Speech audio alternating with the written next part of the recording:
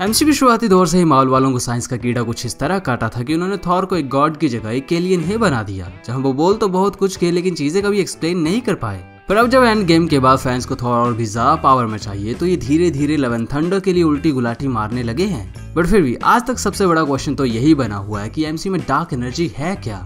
I mean, अब तो what if के पार्टी थॉर वाले एपिसोड में ये शब्द अगेन हमारे सामने आया है, तो इसका थॉर की पावर से कुछ कनेक्शन तो होना ही चाहिए।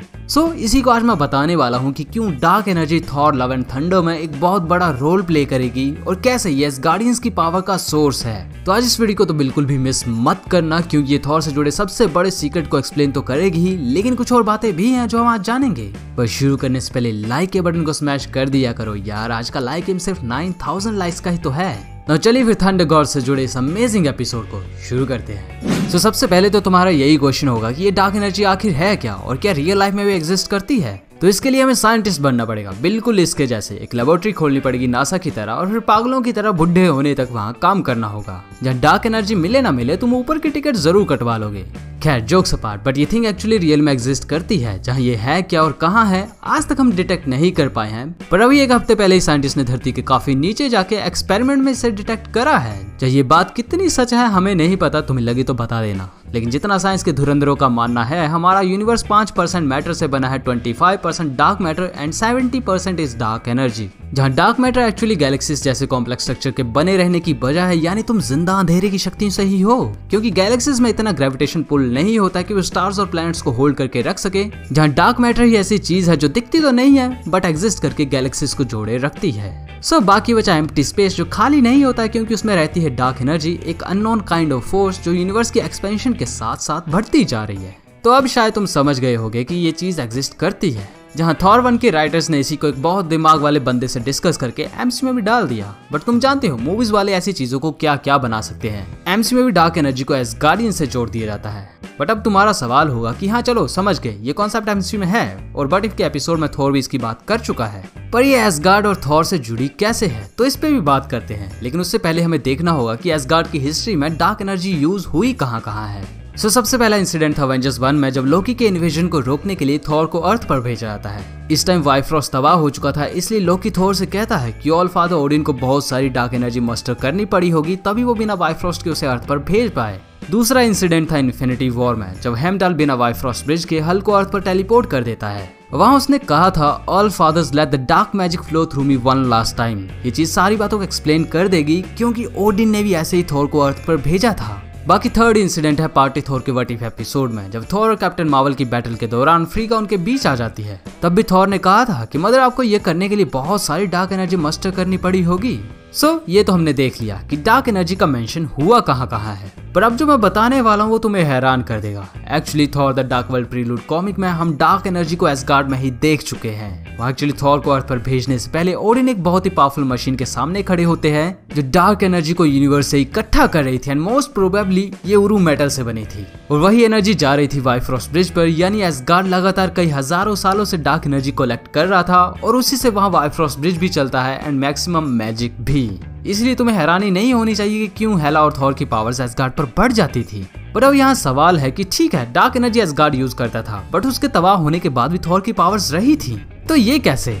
ये समझने के लिए पहले तुम्हें जानना पड़ेगा कि थॉर की नॉर्मल पावर्स जेनेटिकली उसकी अपनी है, क्योंकि अगर डार्क एनर्जी की वजह से उसे ये पावर्स मिलती तो ऐसे तो सभी एसगार्डियंस के पास कुछ न कुछ स्पेशल होना चाहिए था, जो नहीं है। यानी थॉर, हेला, ओडिन, हेमडाल, फ्रीगा, ये पांचों नॉर्मल एसगार्डियंस से जेनेटिकली अलग हैं, बट इन्हीं की पावर्स को डार्क एनर्जी का ही गुना बढ़ा देती है, जहां चाहे ये फिर एसगार्ड के एनवायरनमेंट की वजह से हो या फिर स्टॉर्मब्रेकर जैसे वेपन की वजह से, जो बाइफ्रॉस्ट को समन करना, थॉर को मौत के मुंह से भी वापस ले आना, ये सब कर लेता हो। और ये मैं बता रहा हूँ कि डार्क एनर्जी को ऑब्जर्व करके ही ये सब होता था, क्योंकि स्टॉर्मब्रेकर भी बाइफ्रॉस्ट को समन करता है। बट अब यहाँ एक बात समझना, ये थिंग अगर इनडायरेक्टली एसगार्ड या किसी वेपन के थ्रू इन्हें मिले तभी इन्हें अपग्रेड करेगी, लेकिन डायरेक्टली इसे मस्टर करना बॉडी पे नेगेटिव इंपैक्ट डालता है, जो Thor the dark world prelude comic में ओडिन खुद बोल चुके हैं। इसके अलावा यहाँ एक और पॉइंट भी है, मेरे अकॉर्डिंग डार्क एनर्जी पूरे एसगार्ड में थी, इसलिए वहाँ की गुफाओं को लोकी बाइफ्रॉस्ट की तरह यूज कर लेता था। यानी इट इज पॉसिबल कि यही एनर्जी एक्चुअल में ओडिन फोर्स का एमसीयू वर्जन हो। मैं इसीलिए बोल रहा हूँ क्योंकि ये ऑलरेडी 70% यूनिवर्स का हिस्सा है, जो एमसीयू में ओडिन फोर्स के लेवल को जस्टिफाई कर पाएगा, जहाँ से डायरेक्टली यूज करने पर ये ओडिन को ओडिन स्लीप में डाल चुकी है, और इसी तरह कॉमिक्स में ये पावर काम करती है। तो मुझे जो लगता है मैंने बता दिया, बट अब हेमडाल वाले डायलॉग पर आते हैं कि क्यों उसने कहा था कि all fathers let the dark magic flow through me one last time.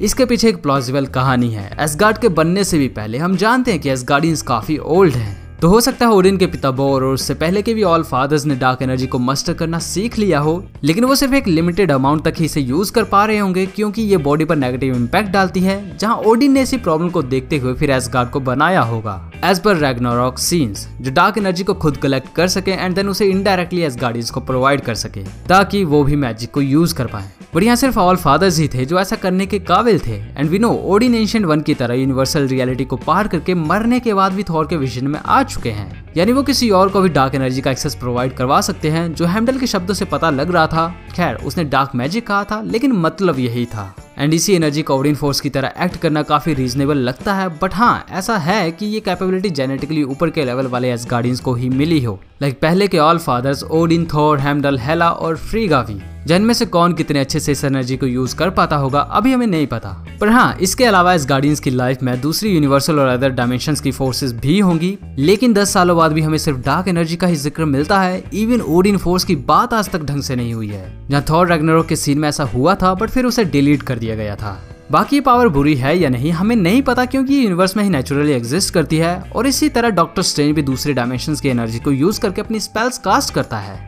अब इस एनर्जी के और भी फंक्शन सुन लो। एसगार्ड में रहते हुए इसे यूज करके फ्रीगा काफी पावरफुल मैजिक क्रिएट कर चुकी है, लाइक खुद को बिना बाइफ्रॉस्ट के लोकी के सामने प्रोजेक्ट करना जब वो अर्थ को इन्वेड करने की सोच रहा था, एंड इवन फ्यूचर तक देख लेना। इसी वजह से लोकी ने रैग्नारॉक के टाइम थॉर से कहा था कि वो कोई विश थोड़ी ना जो फ्यूचर देख ले, जहाँ उसकी मदर फ्रीगा ऐसा कर सकती है। तभी तो एंड गेम वाले थोर को देखते ही पहचान गई थी कि वो टाइम में पीछे आया है, और हैरानी की बात यह है कि वो बिल्कुल भी चकित नहीं हुई थी। मतलब क्या पता ऐसी चीजें पहले भी एसगार्ड में हो चुकी हों।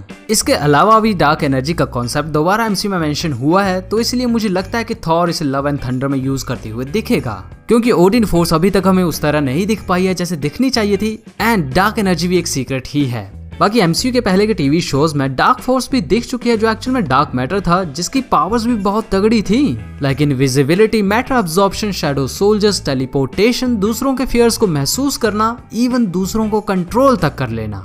बट वहाँ टीवी शोज में इस फोर्स को दूसरे डायमेंशन का बताया गया है, लेकिन डार्क मैटर एक्चुअली इसी यूनिवर्स में एग्जिस्ट करता है अकॉर्डिंग टू मैलेकिथ, क्योंकि उनका पूरा रेल्म इसी पावर के अराउंड रहता है, जहाँ ये पूरे यूनिवर्स को भी ईथर की मदद से डार्क मैटर में कन्वर्ट करने वाले थे, बट थॉर ने इन्हें रोक दिया। यानी अगर ओडिन फोर्स का कॉन्सेप्ट मार्वल वाले डार्क एनर्जी से लिंक करते हैं तो भाई साहब लव एंड थंडर बहुत कमाल की होगी।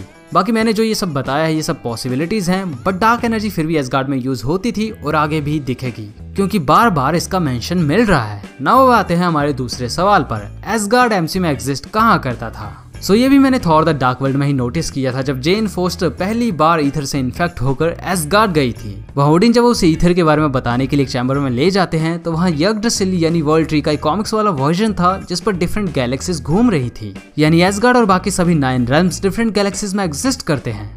अब guys third question party Thor वाले एपिसोड से है कि क्या उस यूनिवर्स का थॉर मेन एमसीयू वाले थॉर से ज्यादा पावरफुल है, और वो इतना वियर्ड क्यों था। तो जवाब है हाँ, वो ज्यादा पावरफुल है, लेकिन रैग्नारॉक से पहले वाले थॉर से। अब इसका रीजन यही है कि वो कैप्टन मार्वल के साथ फाइट के दौरान कितने पहाड़ों से टकराया था, वो भी बिना किसी चोट के। ये मूवीज वाले थॉर के लिए एवेंजर्स 1 के टाइम बहुत मुश्किल था, क्योंकि उस टाइम जब लोकी ने चालाकी से थॉर को हल्क को कैप्चर करने वाले शील्ड के चैम्बर में डाल दिया था और फिर हेलिकैरियर से नीचे फेंक दिया था, तो उसे सरवाइव करने के लिए थॉर को चैम्बर को तोड़कर बाहर कूदना पड़ा था। इवन तब भी वो जख्मी हो जाता है। एंड व्हाट इफ के ही एक सीन में उसकी आंखें लाइटनिंग से चमक रही थी, जो मूवीज में तभी हुआ था जब वो रैग्नारॉक में ये जान जाता है कि उसकी पावर्स का सोर्स वो खुद है, ना कि उसका हैमर। बट ये सिर्फ एक गेस है, पर फिर भी ड्यूरेबिलिटी के मामले में पार्टी थॉर वाला वर्जन बहुत आगे है। बाकी उसकी पावर्स कैसी रहेंगी नेक्स्ट व्हाट इफ के एपिसोड में पता चल जाएगा। और वियर्ड होने का क्वेश्चन किसी ने पूछा था, तो हाँ वो वियर्ड है, क्योंकि उसे कोई टेंशन नहीं है किसी भी बात की नहीं, ऊपर से पार्टीज करता रहता है और सब उसके दोस्त हैं, चाहे फिर वो दुश्मन ही क्यों ना हो।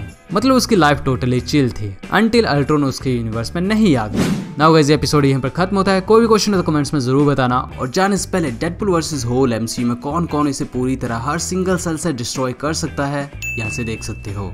एंड इविल डॉक्टर स्ट्रेंज ने किन किन मिस्टिकल बींग्स को ऑब्जर्व किया था और थॉर और ग्रूट ज़ॉम्बी वायरस से बच जाते कि नहीं, ये जानने के लिए इस वीडियो पर क्लिक करें। बाकी व्हाट इफ के फाइनल एपिसोड की फुल डिटेल्ड ईस्टर एग्स के साथ एक्सप्लेनेशन वीडियो यहाँ मिल जाएगी। एंड अब ये एपिसोड अच्छा लग गया हो तो लाइक टारगेट याद है ना, और चैनल को सब्सक्राइब नहीं किया है तो ऑल नोटिफिकेशन ऑन करके वो भी कर लें। हम मिलते हैं हमारे नेक्स्ट एपिसोड में, तब तक के लिए thank you and good bye.